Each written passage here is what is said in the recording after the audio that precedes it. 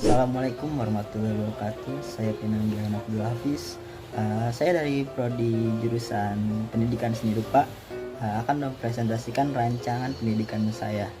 Nah, untuk kelanjutannya nih ada teman saya yang akan menjelaskannya. Terima kasih. Nah, di sini saya akan menjelaskan rancangan pendidikan saya, yaitu rancangan pendidikan seni rupa pada anak.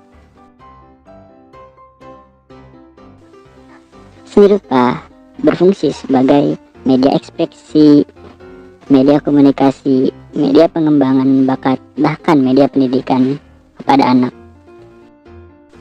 Tanpa seni rupa, belajar akan terasa membosankan sehingga menjadi beban kepada anak. Oleh karenanya, di sini saya menerapkan rancangan ini.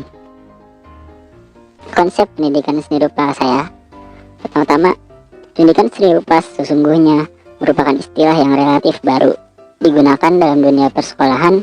Pada mulanya digunakan istilah menggambar. Penggunaan istilah pengajaran menggambar ini berlangsung cukup lama sehingga kemudian diganti dengan istilah pendidikan seni rupa. Materi pelajaran yang diberikan tidak hanya menggambar, tapi juga beragam bidang seni rupa lainnya seperti matung, mencetak, menempel, dan juga apresiasi seni. Tujuan pengajaran menggambar di sekolah adalah untuk menjadikan anak pintar menggambar melalui latihan koordinasi dan tangan. Sebagaimana periodisasi masa perkembangan seni rupa anak menurut Victor Lowenfeld dan Lambert Brittain, yaitu pada masa realisme awal atau dawning realism, yaitu dari umur 9 sampai 12 tahun. Pada periode realisme awal, karya anak lebih menyukai kenyataan. Kesadaran perspektif mulai muncul, namun berdasarkan penglihatan sendiri. Mereka menyatukan objek dalam lingkungan. Selain itu, kesadaran untuk membentuk kelompok dengan teman sebaya yang dialami pada masa ini.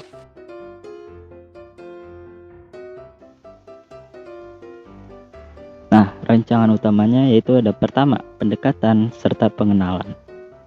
Salah satu cara untuk membuat pendidikan seni semenarik mungkin yaitu dengan metode yang seru dan asyik, sehingga anak akan dapat belajar banyak hal yang seru tanpa beban belajar seakan tengah bermain. Pada tahap ini dapat kita contohkan beberapa hal imajinatif yang dapat memancing imajinasi anak, seperti tokoh kartun, atau hewan-hewan, atau tumbuhan, atau bahkan hal-hal yang dilihat oleh anak seperti keluarga, teman dekat, dan lain-lain sebagai media untuk pengenalan. Nah, yang kedua adalah membaca karakteristik anak. Pada poin ini, kita harus bisa membaca karakteristik anak dengan sebaik mungkin. Dengan begitu, kita dapat membayangkan bagaimana kita memberikan metode-metode mendidik anak tersebut. Yang ketiga, ada pemanasan serta latihan. Di sini kita harus dapat membangunkan imajinasi kreatif anak sebaik mungkin sebagai pemanasan atau pelatihan dasar dengan games-games yang dapat menstimulus imajinasi anak. Misalkan contohnya, kita menyuruh anak untuk menggambarkan seekor gajah, atau mungkin kita menyuruh anak kita untuk menggambarkan hal-hal yang ada di sekitarnya, seperti teman dekatnya, keluarganya, dan lain-lain.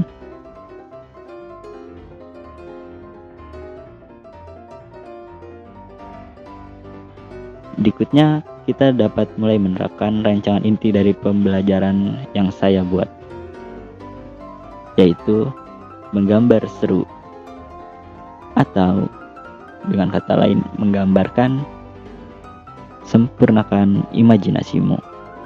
Nah, pada metode ini saya akan membuat anak menggambarkan imajinasinya dengan baik, sehingga dapat menstimulus otak anak untuk melakukan pelajaran yang lainnya. Bukan hanya di seni rupa, namun juga nantinya anak akan terstimulus otaknya untuk berpikir kreatif, imajinatif, sehingga dapat memahami pelajaran-pelajaran yang diberikan.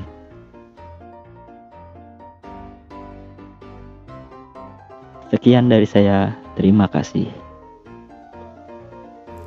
Baiklah, sekian dari saya. Apabila saya ada kesalahan dalam pelafalan, mohon dimaafkan. Wassalamualaikum warahmatullahi wabarakatuh.